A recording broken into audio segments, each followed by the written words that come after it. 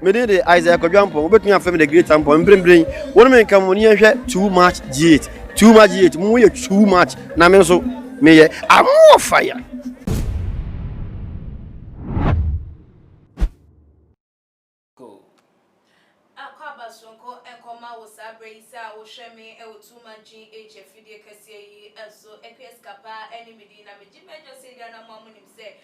Gana wahala jumedie ena ebre aso semede eba abesoma fi 2020 say ye de ko na wiye enkofo de ye mampanyi na nadan kwa Akufo-Addo enima kwa ye form adan ne da tese obi asori a wotimi eye de eka na adwen e de etwe no obi asori ye de ope enam se emra no enche wo ma so e wo bibia ho anase ye papa yi ebeka se o munya no ya kwala wo ye se nti obi asori a na wo ye eye de wo pem na ebusia form beka ye Power FM journalist just no ni din ede ohene ba boama what na ni Facebook page so Facebook live edi mampani na nadan kwa Akufo-Addo atem ewie yesa ebo no entere ne kase ede kan ho ajese ne nsem o kan ye no ankoye amfa amagana fo ankoye amfa ma ye wo maimunu enina emergency CID form eto ensa ede friend me criminal investigations department one more eto ensa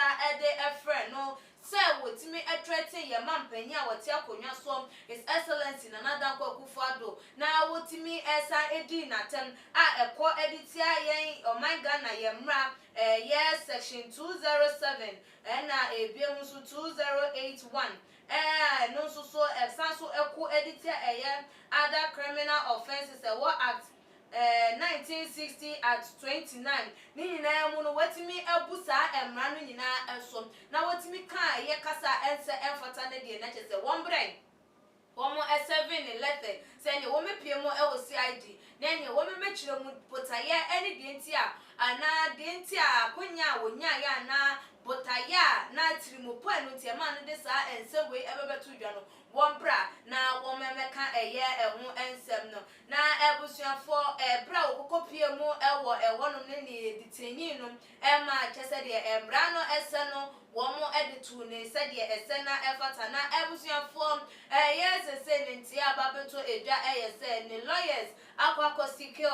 bill ede amanu anunti ne se de aposifo no ede every womo akache ebra chese womo eche no na ebusuafo say ye no ede every aposifo akache se waba beda ne a free man no the moment I na oba bontin apene na was starting a preaching the gospel the actual Ghana for we chire mu Ghana this say ye nya sundue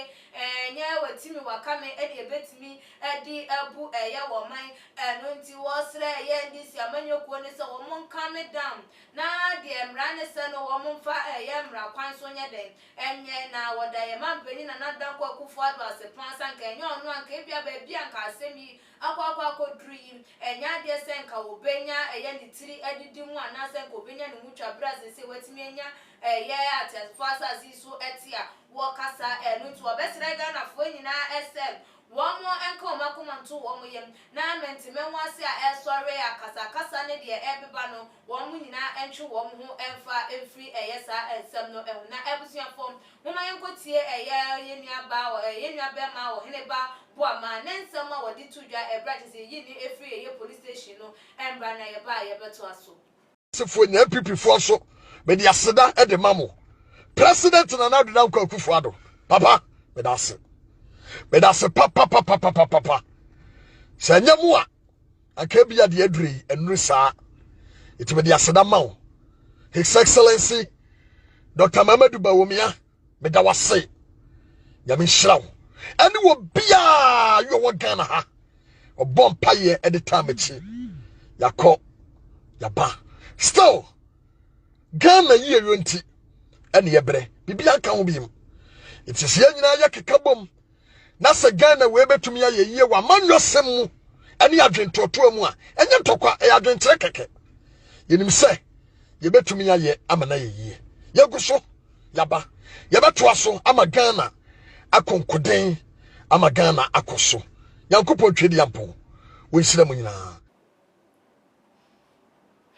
ebusiafo say say and ordinance no etu eye edwane na Ghana for e ka say say no I was say emra no eni nkrofo endi no kama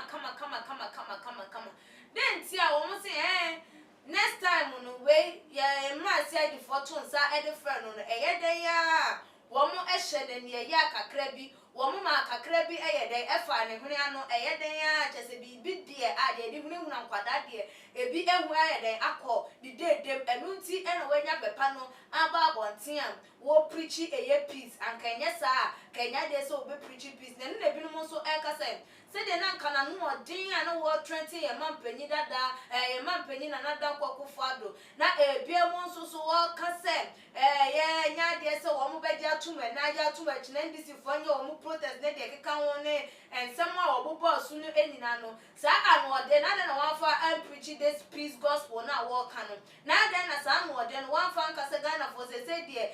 mama ye nte di no na koba ye de na no ayedwom na afi de wo kasa ewa hobrasem eno ena kire se empanifo ewo memu na se empanifo bekoso ama wo mo etumi a wo mo e de hye wo nsa no ebu etimi abamu am ene se wo mo bekoso ama emra aye adwuma na tantine ne aye akoso ewo memu ebema sa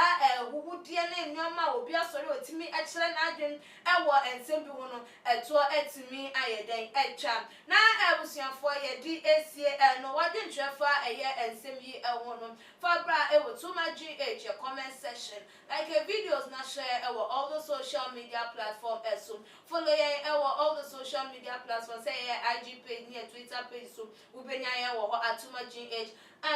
meeting e de APS kapa that's ne ye besane share. Too much GH. We did Akose Japan. A prepare and Besame TV. Me share too much GH. The move for. Hey, almost sports and as entertainment. Hey, the move for. Munko so show mo. No anybody debia. Madam, I say love you. The major prophet kum chacha.